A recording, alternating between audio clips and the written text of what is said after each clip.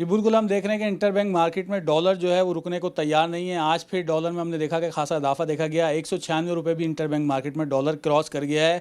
मुसलसल मीटिंगें हो रही हैं फॉरेक्स एसोसिएशन की। वज़ीर आज़म से भी कल रब्ता हुआ है, आज फिर उनकी मीटिंग है। क्या मामलात लग रहे हैं, पाकिस्तानी रुपये को किस तरह देख रहे हैं? इस वक्त हमारे साथ फॉरेक्स एसोसिएशन के चेयरमैन मलिक बोस्तान साहब मौजूद हैं। सर बताइए, क्या लग रहा है, डॉलर कहाँ नीचे लग रहा है आपको?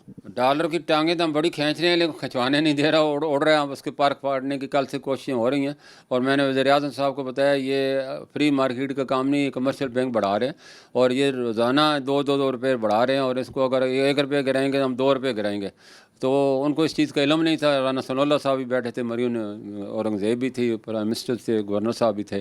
तो उन्होंने फिर उनसे पूछा, भाई ये आप तो बताएं इसका क्या हाल है।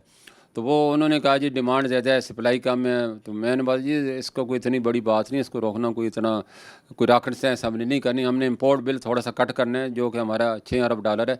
हमारी वर्कर रेमिटेंस और एक्सपोर्ट भी 6 अरब डॉलर है। तो हमें तो 1 अरब डॉलर का लग्जरी चीज़ें, 3 अरब डॉलर की आपने लग्जरी गाड़ियाँ मंगाई हैं। और लग्जरी आइटम अगर हम वक्ती तौर पर बैन कर देते हैं, बैन ना भी करें तो उनको रोक दें, एलसी उनकी नहीं खोलें और उनको 100% मार्जिन लें, कोई भी नहीं देगा 100% मार्जिन।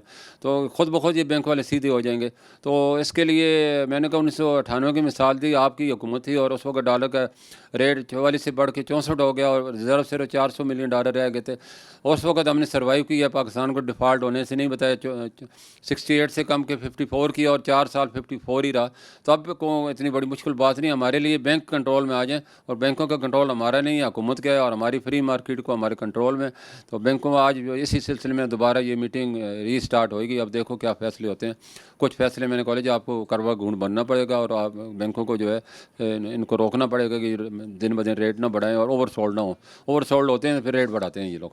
तो आपको लगता है कुछ सट्टेबाजी का अंसर भी गालिब आ जाता है बैंकों की जानिब से? हमेशा कहा जाता है ये लोग रेट बढ़ाते हैं। देखो ओवरसोल्ड का मतलब भी ये होता है कि आपने 1 मिलियन डॉलर आपके पास बाइंग की और सेल आपने 10 मिलियन कर दिया, तो 9 मिलियन आप कहाँ से लाएंगे? ये इसी को सट्टेबाजी कहते हैं। और कौन सी सट्टेबाजी होती?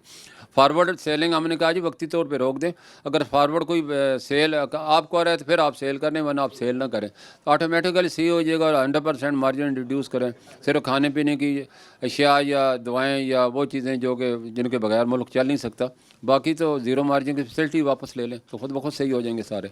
बहुत शुक्रिया आपका। यहाँ आपने सुना, इनका यही कहना था कि मीटिंगें मुसलसल चल रही हैं। अभी फिर ये जो है वज़ीर आज़म से इनकी मीटिंग है ज़ूम के ऊपर, जिसमें तवक्को ये की जा रही है कि सख्त फैसले वज़ीर आज़म लेंगे। ख़ास तौर पे बैंक जो सट्टेबाजी में मुलविस हैं उनको रोकने के लिए इकदाम किए जाएंगे, क्योंकि इनकी मुसलसल डिमांड यही है, इंटर बैंक मार्केट रुकेगी तो ओपन मार्केट भी नीचे आएगी। अब देखना है कि क्या मेजर्स गवर्नमेंट लेती है, या फिर ये भी इसी तरह होता है जैसे पेट्रोल पर सब्सिडी नहीं अभी तक गवर्नमेंट डिसाइड कर पाई आवाम को देनी है या नहीं देनी। अगर ये फैसले फ़ौरी नहीं लिए आते तो फिर हम देखेंगे कि शायद ये रुपये पर दबाव आइंदा भी जारी रहे।